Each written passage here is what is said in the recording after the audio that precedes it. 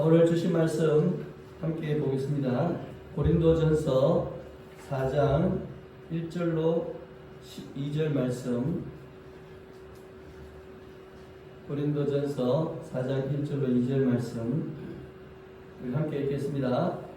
사람이 마땅히 우리를 그리스도의 일꾼이요 하나님의 비밀을 맡은 자로 여길지어다. 그리고 맡은 자들에게 구할 것은 충성이니라. 아멘. 오늘은 충성의 열매 맺기. 작은 제목이 어떻게 되어 있죠? 주님의 부탁을 믿음직하게 지키는 충성의 열매를 맺자. 우리 어떤 분이 주보에다가 소제목을 좀 실어달라고 하셔서 주보에 소제목을 실었습니다. 자, 우리 한 번 더 인사하시겠습니다. 성령으로 충만하세요. 충성의 열매를 맺읍시다. 엄청나게 더운 무더위죠, 그죠? 코로나도 여전히 기승을 부리고 있는. 그럼에도 8월은 드디어 왔습니다. 그리고 충성의 열매 맺기 첫 번째 시간이 왔습니다. 우리가 올해 처음부터 시작해가지고 꽤 많이 했죠, 그죠? 여러분 다 기억하지는 못하시죠? 그래도 은혜를 받으신 줄 믿습니다. 자, 이 충성이라는 의미, 우리가 일반적으로 사전적으로 충성이라는 의미는 진정한 마음에서 우러나오는 정성, 그렇게 대충 정의를 하더라고요. 그래서 보통 이제 이 정성된 마음이 왕이나 국가에 대한 그런 표현으로 나타날 때 충성이다, 충성한다, 그렇게 우리가 말하기도 합니다. 근데 이제 성경적으로, 원어적으로 주석서에 보면은 어떤 의미로 얘기하고 있냐면, 다른 사람들이 자신을 의지하고 믿을 수 있도록 하는 자질.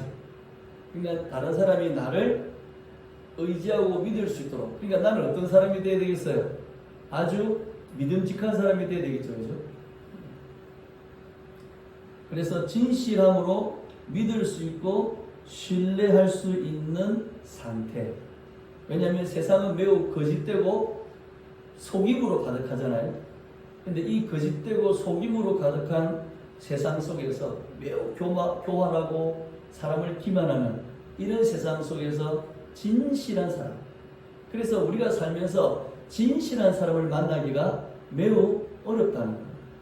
근데 이 진실함으로 믿을 수 있고 신뢰할 수 있는 상태를 성경에서는 충성이다, 그렇게 이야기한다는 겁니다. 그래서 제가 이 일반적인 사전적 의미와 성경 원어적 의미를 비교해 보니까 우리 성경적 의미가 좀 더 실천적이고 현실적이고 행동적인 그런 의미를 가지고 있다, 그런 생각을 해봅니다. 그래서 이러한 관점에서 이 충성이라는 주제가 사실은 지금 우리 예주교회에 매우 필요한 주제가 아닌가, 적절한 말씀이 아닌가, 그런 생각을 해봅니다. 여러분, 충성이라는 단어의 헬라어가 피스티스입니다. 그러니까 영어로 face 있죠, 그죠? 그래서 피스티스의 헬라어가 발전해가지고 영어에서는 face 이렇게 표현합니다. 그래서 성경에서는 이 충성이라는 원어가 가지는 의미가 믿음이라는 용어로 많이 해석됐습니다. 그러니까 이 피스티스라는 충성이라는 원어가 믿음이라는 말로 많이 번역된 거예요. 그러니까 우리가 성경에서 충성 이러면 믿음이라는 말하고 거의 똑같은 의미로 보셔도 무방하다는 겁니다. 자, 우리 한국의 주석을 최초로 표현하신 박유선 박사님은 그럼 어떤 관점을 가지고 있나? 제가 보니까 박유선 박사님은 충성을 이렇게 얘기했습니다. 진실하게 주님의 부탁을 지킵니다, 이렇게 얘기했습니다. 진실한 마음으로 주님의 부탁을 지키는 것이 충성이다. 그리고 이 충성이라는 표현을 어떻게 해석하셨냐면, 예수의 복음을 진실하게 땅끝까지 전하는 것이다. 자꾸 진실하게 이 말을 많이 쓰죠, 그죠? 그래서 충성에서 반드시 빠지지 않는 용어는 뭐냐면 진실입니다, 진실. 그럼 이 진실하게라는 의미는 뭐냐? 인간의 공로가 전혀 개입되지 않는 예수께서 완성하신 구원의 역사를 그대로 전하는 것이다. 그러니까 예수 그리스도가 완성하신 구원의 역사를 가감 없이 있는 그대로, 팩트 그대로 전달하는 것, 이것을 진실하게라는 말로 표현을 했다는 거예요. 그래서 이 박유순 박사님의 의도를 정리해서 종합을 해보면 이렇게 되더라고요. 한번 읽어봅시다. 예수 구원의 복음을 진실 그대로 땅끝까지 전하여 주님의 부탁을 지켜내는 것. 이게 뭐라고요? 충성이다. 그래서 제가 예주교회가 세워진 목적이 뭘까? 아마 이 충성의 내용과 동일하지 않겠나 그런 생각을 해봅니다. 현대를 살아가는 우리의 모습과 모양대로 이 주어진 상황 속에서 충성의 열매를 맺어가는 또 하나의 교회, 그 교회가 바로 예주교회가 되어야 된다는 거죠. 그래서 교회의 이 존재 목적, 그게 우리가 충성이라는 말하고 연결해서 다시 정리해보면 예수 구원의 복음을 진실 그대로 땅끝까지 전하여 주님의 부탁을 지켜내는 교회. 그게 뭡니까? 충성하는 교회라는 거예요. 예주교회는 이런 교회가 되어야 될 줄 믿습니다. 이런 교회를 향해서 예주교회가 달려가야 될 것입니다. 자, 하나님은 진실로 미쁘시고, 이 미쁘시다란 말이 뭐냐면 약속을 어기지 않는다는 거예요. 진실하시고 성실하시고 진실하신 분이시다. 그래서 하나님은 최고의 충성을 가지고 계신 분이시다. 하나님의 이 속성 가운데 충성이 있다는 거예요. 충성. 하나님은 상황과 환경에 따라서 변덕을 부려요, 안 부려요? 안 부리시는 분이죠. 그래서 디모데전서 2장 13절에 이렇게 되어 있습니다. 우리는 미쁨이 없을지라도 주는 항상 미쁘시니 자기를 부인하실 수 없으시리라. 이 미쁘단 말을 우리가 잘 안 쓰니까 공동번역에서 이렇게 번역했습니다. 자, 함께 읽겠습니다. 우리는 진실하지 못해도 그분은 언제나 진실하시니 약속을 어길 줄 모르시는 분이시다. 이 미쁨과 진실, 이 진실은 약속을 어기지 못하시는 분이시다. 그러니까 하나님은 자기가 약속을 하면 반드시 약속을 이루시는 분이시다. 이걸 이루지 못하면 스스로를 부인하는 게 되는 거예요. 그러니까 하나님이 약속하신 것을 반드시 이루어집니까? 안 이루어집니까? 이루어진다는 거예요. 그래서 여호수아 21장 45절을 보니까 여호와께서 이스라엘 족속에게 말씀하신 선한 말씀이 하나도 남음이 없이 다 응하였더라. 아멘. 하나님은 진짜로 참으로 믿을 수 있는 분이다라는 겁니다. 근데 더 나아가서 그 말씀이 선하시다는 거예요.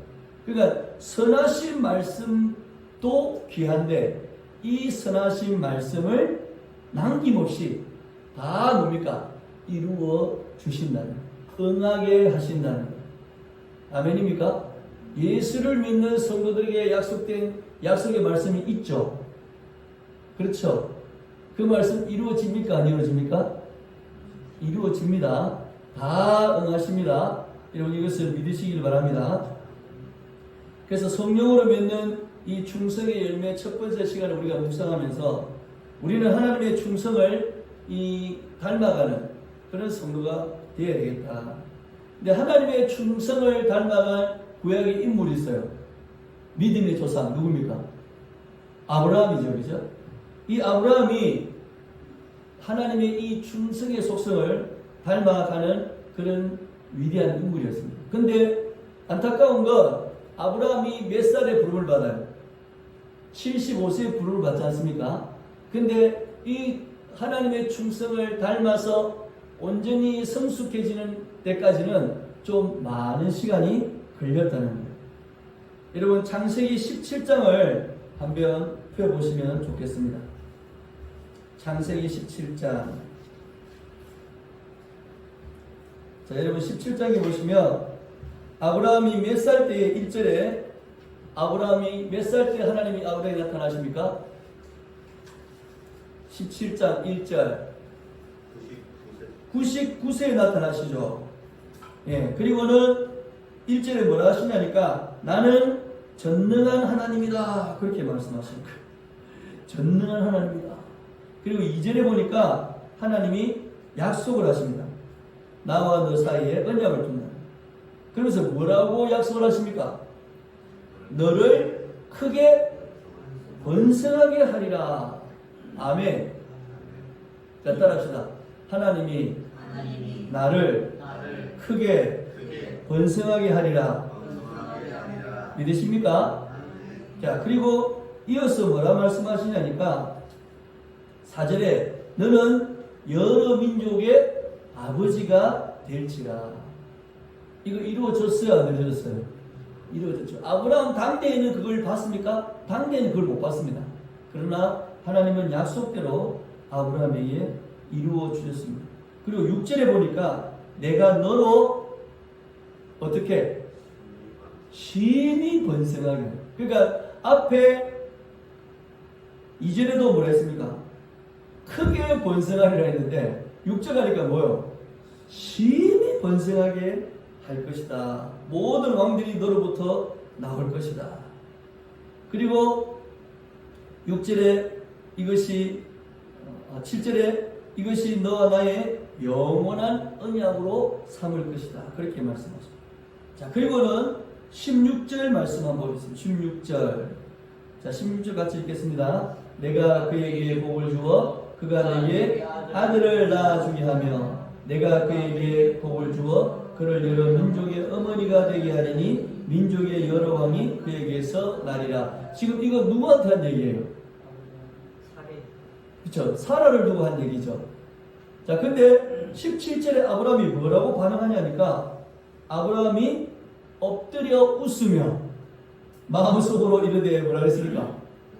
100세의 사람이 어찌 자식을 낳을까? 사라는 몇 살? 90세니 어찌 출산하리요? 그러니까 아브라함이 생각할 때는 이게 말이 돼요, 안 돼요? 말이 안 되는 얘기라는 거예요. 지금 자기가 몇 살이라고? 네, 지금 거의 100세라는 거예요. 100살이나 된 내가 무슨 애를 낳으며 또 우리 마누라도 몇 살? 90이나 됐는데 어떻게 애를 낳겠나 속으로 웃었다는 거예요. 그리고는 18절에 아브라함이 뭐라냐니까 하나님 그냥 하갈을 통해서 낳은 아들 있죠? 이스마엘. 그냥 이스마엘이나 이스마엘을 통해서 이루어 가시는 것이 맞지 않겠습니까? 그렇게 이야기를 하는 거예요. 자, 그러니까 하나님 입장에서는 아브라함에게 약속을 주셨죠. 근데 아브라함 입장에서는 그 약속을 들어보니 어때요? 합리적으로, 현실적으로, 실제적으로 안 맞죠. 과학적으로도 안 맞고. 근데 1절에 하나님 뭐라 하셨습니까? 17장 1절에 하나님 뭐라 그랬습니까? 나는 어떤 하나님이라? 전능한 하나님. 아멘. 하나님 어떤 하나님이요? 전능한 하나님. 그리고 19절에 말씀하십니다. 아니라 19절에 하나님이 이르시되 아니라 내 안에 사라가 내게 아들을 낳을 것이다. 지금 아브라함의 반론을 하나님이 완전히 뒤엎으십니다. 그리고 그 이름까지 지어주십니다. 이름이 뭡니까? 이삭. 내가 그와 내 언약을 세우리니 그의 후손에게 영원한 언약이 될 것이다. 17장의 하나님의 약속은 현실적으로는 불가능한 약속이었습니다. 아브라함은 이미 100세에 다다랐고 사라는 90세였습니다. 임신이 불가능할 뿐만 아니라 혹 아이를 갖는다 하더라도 90세 된 할머니가 출산을 하면 죽습니다. 그렇지 않겠습니까? 지금 우리나라에 40대, 50대에 나올 때 굉장히 어렵잖아요. 유산이 대부분이고.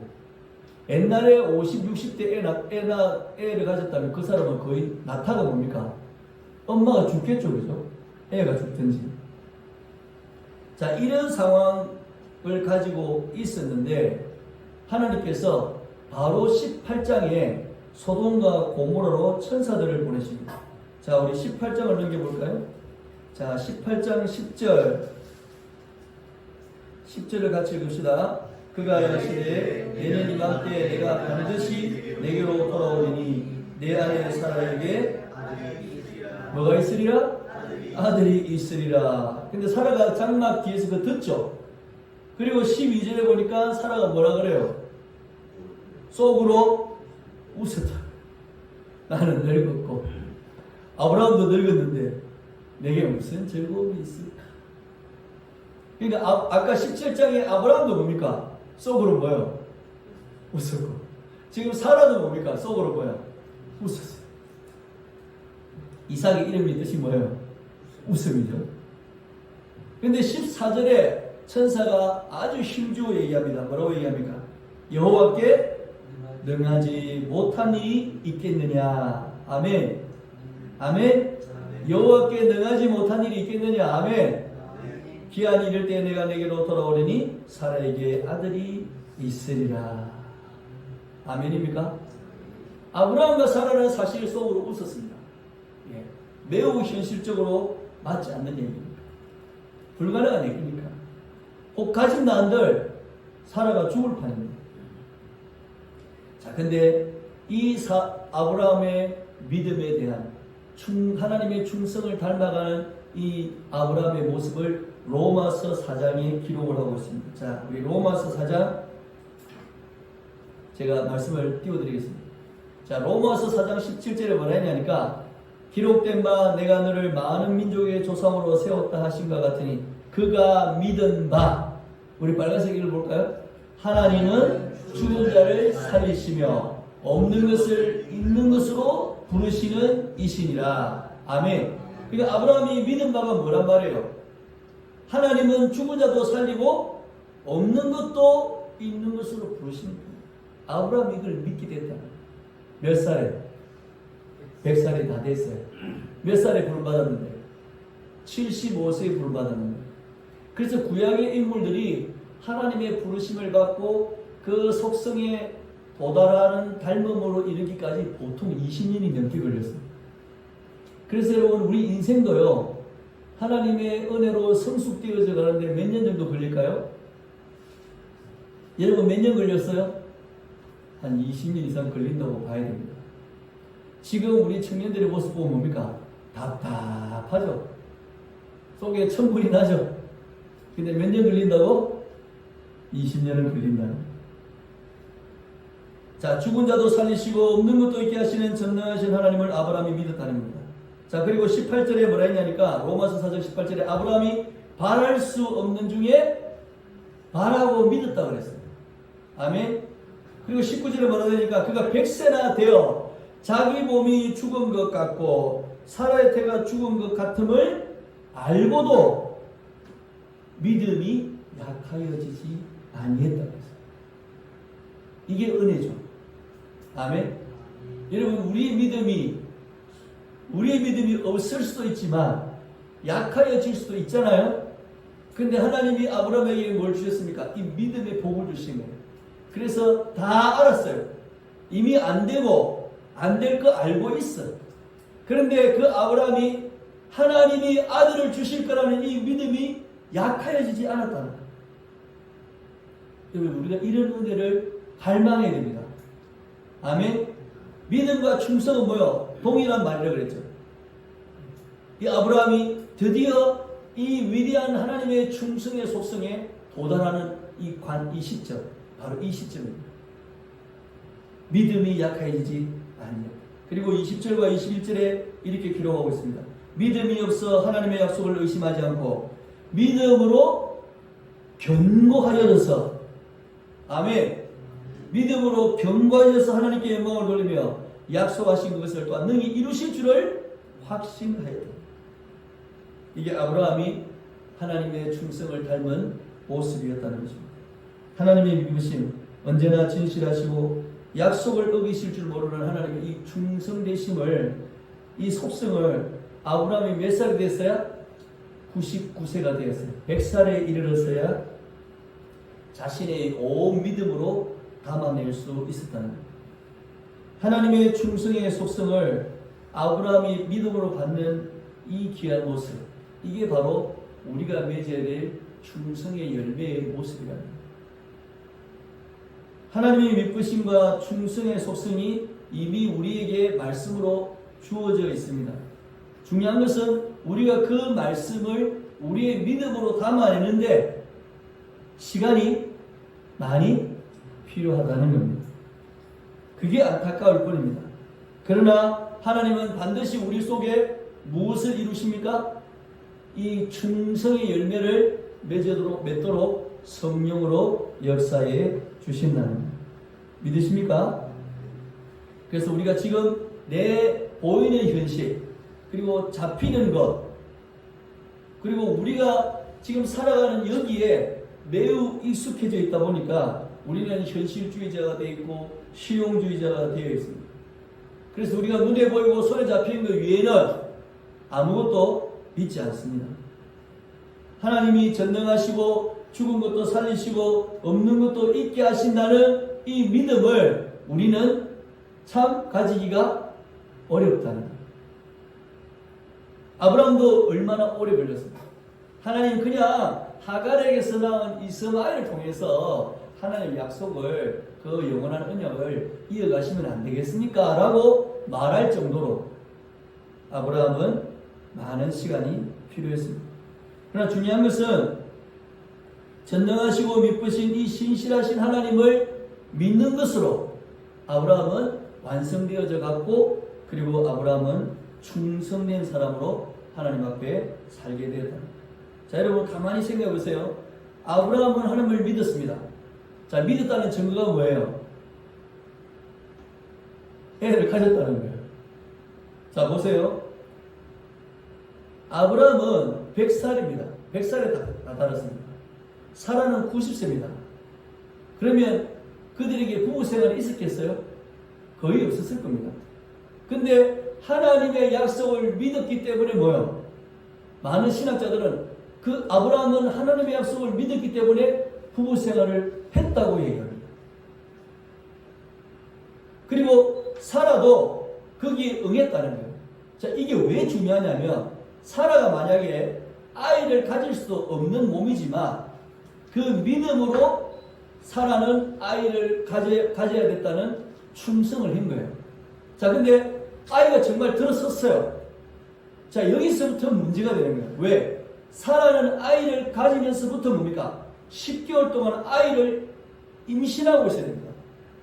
90세의 할머니가 아이를 임신해서 10개월 동안 건강한 아들을 잉태하고 있는 것은 매우 위험한 일이라는 거예요.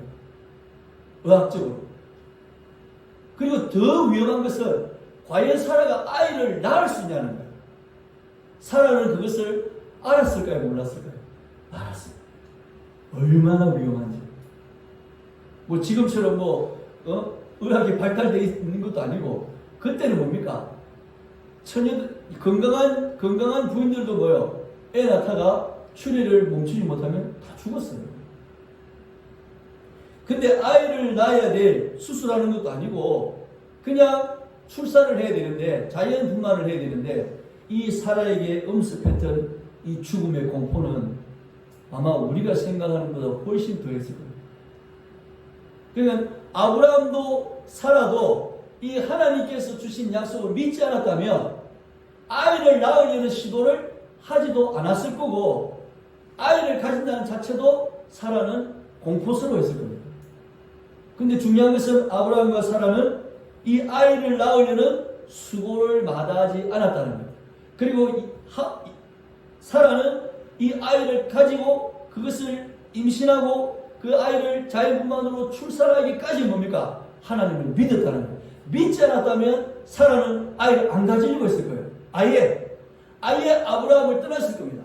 그렇지 않겠습니까? 자기가 죽는데 현실적으로 말이 애 낳는 거지만 90대 가지고 아들 낳으면 뭐 할까요? 그러나 이 두 사람에게 하나님은 믿음의 열매, 성령의 충성의 열매를 허락하셨다. 약속이 주어졌습니다. 그 약속을 믿었습니다. 그 믿음이 충성으로 드러난 것이 아브라함과 사라의 모습이었다. 만약에 이들이 충성하지 않았다면 이삭이 태어날 수 있었겠어요? 태어날 수 없었습니다. 이들의 충성으로 말미암아 이삭이 태어난 겁니다. 성령으로 주어진 하나님의 약속과 말씀, 그것이 믿음으로 다가왔고 그것이 충성의 열매로 나타났습니다. 그래서 아브라함과 이삭은 하나님 앞에 충성한 것밖에 없어요. 저와 여러분도 이 충성의 열매를 맺어야 될 줄 믿습니다. 여러분, 하나님께서 교회를 세우기를 기뻐하세요? 싫어하세요? 기뻐하십니까? 하나님이 교회를 세워서 그곳에 하나님의 영혼이 담기기를 기뻐하십니까? 하나님이 교회를 통해서 말씀이 선포되어지고 진리가 지켜지는 걸 기뻐하십니까? 예수의 재림이 임하실 때까지 주의 교회가 예수의 재림을 준비하는 걸 기뻐하십니까? 여러분, 이걸 믿으세요? 그럼 예수교회가 할 게 뭐예요? 충성입니다. 충성. 지금 우리가 해야 될 것은 충성입니다. 우리의 지금 보이는 현실, 우리의 지금 만져지는 어떤 것들, 그런 것들이 아니에요. 하나님이 교회를 기뻐하시고 교회 세우기를 기뻐하시고 교회에서 예배를 드리는 찬송의 소리가 들려지는 걸 기뻐하신다는 거예요. 우리 교회에 저에게 지속적으로 후원하시는 어떤 집사님이 항상 저한테 하는 말씀이 있어요. 제가 주일 아침 되면 후원자들에게 카톡으로 이제 감사의 위로의 말씀을 띄워드려요. 오늘 아침에도 다 띄워드렸는데 딱 그분은 그렇게 얘기해요. 하나님의 예배가 그곳에서 울려 퍼지는 것만으로도 감사하고 기뻐하는 주일이 되세요, 목사님. 그렇게. 그 집사님 그렇게 보고. 우리에게 요구되어지는 건 뭐라고요? 충성. 우리에게는 충성입니다. 그래서 제가 여러분들 부담을 주려고 그런 얘기 안 하지만 우리 반주자 뭐 해야 됩니까? 충성해야 됩니다. 카메라, 맨 뭐 해야 됩니까? 충성해야 됩니다. 예배 드리는 여러분 뭐 해야 됩니까? 충성해야 됩니다. 여러분의 삶의 현장에서 예수 그리스도의 소금과 빛의 역할로 충성해야 됩니다. 아멘. 그것이 예주교회에 주어진 하나님의 약속입니다. 상황과 환경을 보면 우리는 아무것도 할 수 없어. 우리가 할 수 있는 게 뭐야? 이대로 가면 어떻게 하지? 그리고 주저앉는 게 충성의 모습이 아니라는 겁니다. 우리 예주교회를 통해서 예수님이 친구 삼으셨던 이들이 우리의 친구가 되어지고, 아멘. 예수님의 고치심과 회복하심과 낫게 하심이 예주교회를 통해 나타나고, 아멘. 예수님이 전하신 복음, 가르쳐서 그 말씀이 예주교회를 통하여 나타나는 것, 그것을 위해서 우리가 뭐 해야 된다고요? 충성해야 됩니다. 하나님은 충성된 이들을 기뻐하시고 칭찬하신다는 겁니다. 왜냐하면 성도가 하나님이 진실하고 약속을 지키시는 분이라는 걸 믿기 때문에, 그 믿는 걸 하나님 기뻐하십니다. 자, 여러분, 마태복음 25장을 다 펴주세요. 자, 마태복음 25장은 재림을 준비하는 모습을 예수님이 말씀하십니다. 그리고는 등불을 준비하는 열처녀, 그리고 14절로 30절에 달란트를 나누어 줘서 종들이 남기는 비유가 나와요. 여러분, 달란트 비유 보시면 종들에게 주인이 달란트를 나눠주죠. 5달란트, 2달란트, 1달란트를 나눠줍니다. 자, 5달란트 나눔받은 종은 어떻게 합니까? 몇 달란트를 남겨요? 5달란트 남기죠. 2달란트는? 1달란트는? 안 남기죠. 자, 25장 21절에 보면요, 주인이 야, 너 장사 잘해가지고 내한테 이익을 많이 줬네? 이걸 칭찬했습니까? 아닙니다. 아닙니다. 21절에 뭐라 되어 있습니까? 그 주인이 이르되 뭐라 되어 있어요? 잘하였도다. 착하고 충성된 종아. 네가 적은 일에 뭐 하였으며? 충성하였어. 많은 것을 내게 맡기리니 내 주인의 즐거움에 참여할지어다. 주인이 칭찬하는 건 뭐예요? 많은 수익이 아니었다는 거예요. 종들의 뭘 칭찬한 겁니까? 충성됨을 칭찬한 겁니다. 그들의 사업 수완을 칭찬한 게 아닙니다. 그들의 특별한 재능을 칭찬한 게 아닙니다. 충성한 걸 칭찬했다는 거예요. 여러분, 특이한 것은요, 달란트를 받은 이 종들의 태도인데, 자, 5달란트 받은 사람 있죠. 자, 5달란트 받은 사람. 16절 한번 보세요. 16절. 16절 보시면 5달란트 받은 자는 그 다음 뭐라 되겠습니까? 5달란트 받은 자는 그 다음 뭐라 되겠어요? 바로 가서 즉시로 가서 기억한 거예요. 그러니까 5달란트 받은 사람은 받자마자 뭐 했다는 거예요? 즉시 뭡니까? 충성했다는 거예요. 2달란트 받은 사람도 똑같이 그랬다는 거예요. 근데 1달란트 받은 사람들은 1달란트 받은 종은 어떻게 했어요? 즉시 뭐 했어요? 즉시가 아니고 가만히 고민하다가 그걸 땅에다 뭡니까? 묻어버리죠. 즉시로 행동했다는 겁니다. 여러분, 여기서 5달란트, 2달란트 받은 종이 다 남기죠. 2배를 남기죠. 그죠? 3배 남길 수도 있잖아요. 그죠? 100배를 남길 수도 있잖아요. 근데 2배를 남겼어요. 그것도 대단한 겁니다. 여러분, 장사라는 게 뭐예요? 사업이라는 게. 위험 요소가 있어요, 없어요? 많아요, 적어요? 많죠. 많아요. 장사를 한다는 건 굉장히 많은 준비를 해야 되고, 고민을 해야 되고, 많은 잘 되는 요소도 있지만, 안 되는 요소도 뭡니까? 같이 고려해야 됩니다. 이 종들이 얼마나 충성된 자들이냐면, 그 5달란트를 받자마자 뭡니까? 즉시 행동에 옮겼다는, 장사를 했다는 거예요. 위험 요소가 있었을까요? 없었을까요? 있었을 겁니다. 이것을 혹시 실패하면 자기의 이름과 자기의 능력에 치명타를 입는다는 걸 알았을 겁니다. 몰랐을까요? 알았을 겁니다. 이런 장사를 했을 때 이렇게 안 되는 요소, 이렇게 안 되는 환경, 이렇게 안 되는 어떤 요소들이 있었다는 걸 자기도 알고 있었을 거예요. 그럼에도 불구하고 그 종은 뭐 했다는 겁니까? 즉시로 가서 했다는 거예요. 즉시로 가서. 이게 충성하는 종의 모습이었다는 겁니다. 실패할 것을 알고도 이 실패할 요소가 폭탄 같아도 그 폭탄을 안고 뭡니까?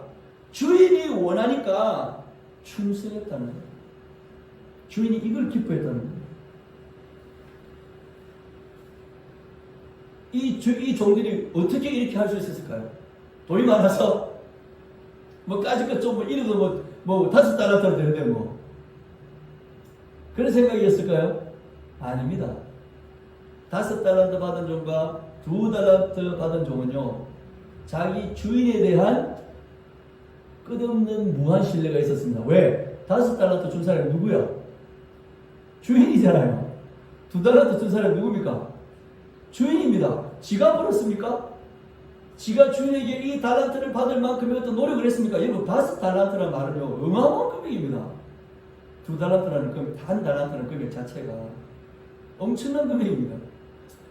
이 어마어마한 금액을 주인이 종한테 뭡니까? 뭘 해서 줬어요? 대가로 줬어요? 아닙니다. 그냥 줬습니다.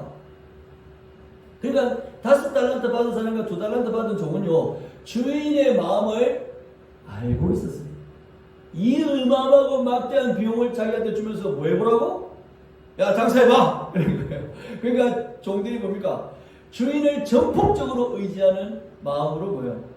즉시로 가서 겁도 없이 막 장사를 한 거야. 제 생각에는 주인이 올 때까지 아마 갑자기 막 20달란트, 30달란트 벌렸다가 다 잃고 겨우 5달란트 남았을지도 몰라요. 그렇지 않겠습니까? 그죠? 그리고 어떤 2달란트는 막 했는데 1달란트까지 까먹었다가 주인 올 때쯤 뭡니까? 2달란트로 4달란트로 회복했는지도 몰라요. 사업이라는 게 그렇잖아요. 중요한 건 주인이 왔을 때 5달란트 받은 친구는 5달란트를 남깁니다. 2달란트 받은 친구는 결론적으로 뭐예요? 2달란트가 남았어요.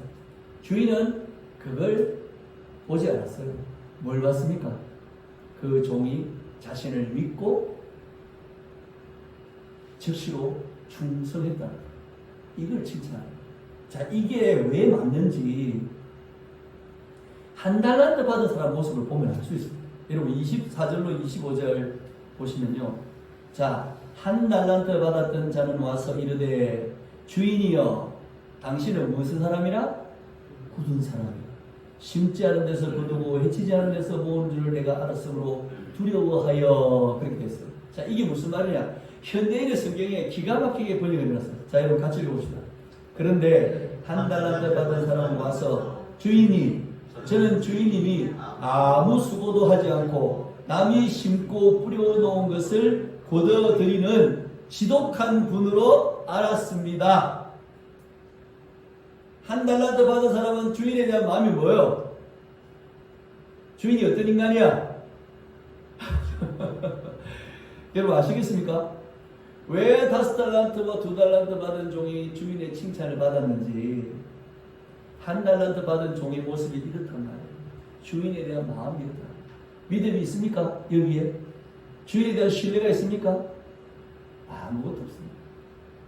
주인은 못된 사람이라, 지독한 사람이라. 야, 내가 이 한 달란트 가지고 장사하다가 혹시 까먹으면 어떻게 된다? 자기는 큰일 난다. 그래서 이 한 달란트 받은 종은 한 달란트를 어디다가 했어요?